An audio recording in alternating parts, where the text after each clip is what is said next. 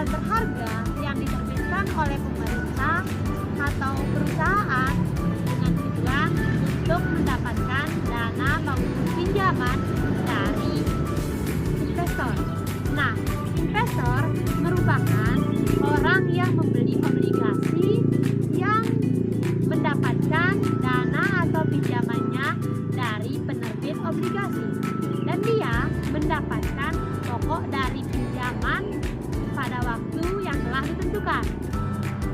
Adapun keuntungan dalam berinvestasi di obligasi, yang pertama, penghasilan yang stabil, yang kedua, relatif aman, dan yang ketiga, dapat digunakan sebagai jaminan.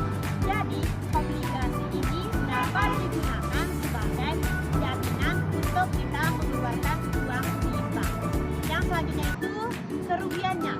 Selain keuntungannya, adapun kerugiannya seperti risiko. Yang kedua, potensi keuntungan yang lebih rendah dari investor lainnya, dan yang ketiga, kurangnya likuiditas.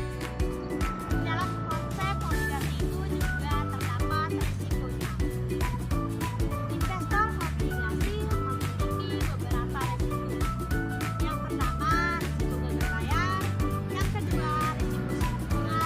Dan yang ketiga itu risiko inflasi. Nah, selain itu, saya akan menjelaskan beberapa konsep dasar dari obligasi. Yang pertama, saya akan menjelaskan mengenai peminjam dan pemberi pinjaman.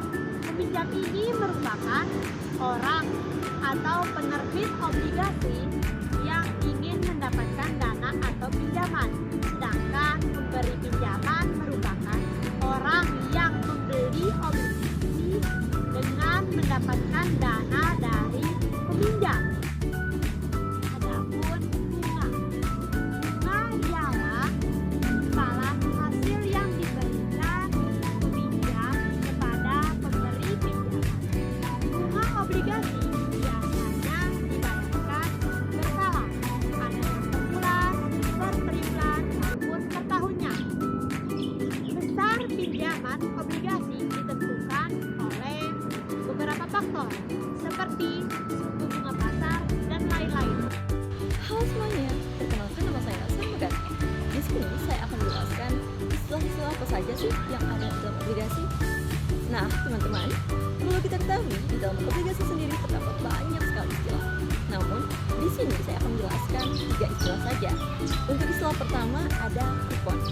Kupon merupakan tingkat bunga yang dibayarkan oleh penerbit obligasi kepada pemegang obligasi.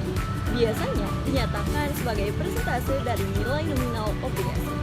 Untuk istilah kedua ada nilai nominal yang dikenal dengan face value atau par value, yaitu jumlah uang yang akan dibayarkan kembali kepada pemegang obligasi pada saat jatuh tempo. Dan yang terakhir ada jatuh tempo atau yang dikenal dengan maturity date, yaitu tanggal di mana nilai nominal obligasi harus dibayar kepada pemegang obligasi dan obligasi tersebut berakhir. Perkenalkan, nama saya Nafisa. Di sini saya akan menjelaskan materi terkait bunga obligasi. Bunga obligasi atau yang sering disebut sebagai kupon obligasi adalah pembayaran berkala yang diterima oleh pemegang obligasi sebagai imbal dari hasil investasi. Berikut saya akan menjelaskan secara singkat terkait materi bunga obligasi. Yang pertama, definisi bunga obligasi. Bunga obligasi adalah jumlah uang yang dibayarkan oleh penerbit obligasi kepada pemegang obligasi secara berkala. Biasanya dibayarkan setiap sebulan sekali atau setahun sekali. Yang kedua, tingkat kupon, di mana presentasi dari nilai nominal obligasi yang menentukan jumlah bunga yang akan dibayarkan. Yang ketiga ada pembayaran bunga. Bunga obligasi biasanya dibayarkan secara berkala sesuai dengan jadwal yang telah ditentukan. Jadwal ini biasanya bisa berupa semi tahunan, tahunan, atau sesuai dengan ketentuan yang tercantum dalam dokumen obligasi. Yang keempat ada obligasi dengan kupon tetap vs kupon variabel. Obligasi dengan kupon tetap memiliki tingkat bunga yang tetap sepanjang masa jatuh tempohnya.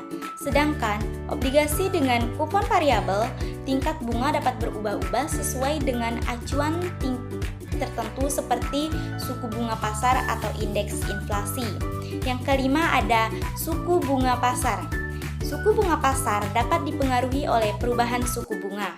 Jika suku bunga pasar naik, maka nilai pasar obligasi dengan kupon tetap biasanya akan turun dan begitupun sebaliknya. Assalamualaikum warahmatullahi wabarakatuh. Perkenalkan, nama saya Nadia Salsabila. Di sini saya akan menjelaskan tentang risiko obligasi. Risiko obligasi itu adalah risiko gagal bayar. Yang kedua, risiko suku bunga. Yang ketiga, risiko inflasi. Yang keempat, risiko likuiditas. Yang kelima, risiko kredit. Yang keenam, risiko politik. Yang ketujuh, risiko mata uang. Yang dimana risiko-risiko ini yaitu pentingnya bagi investor yang memahami dengan baik-baiknya risiko sebelum berinvestasi dalam berobligasi. Investor ini perlu mempertimbangkan tujuan investasi, profil risiko yang jangka waktu investasinya sebelum memilih obligasi yang tepat. Sekian dari saya. Wassalamualaikum warahmatullahi wabarakatuh.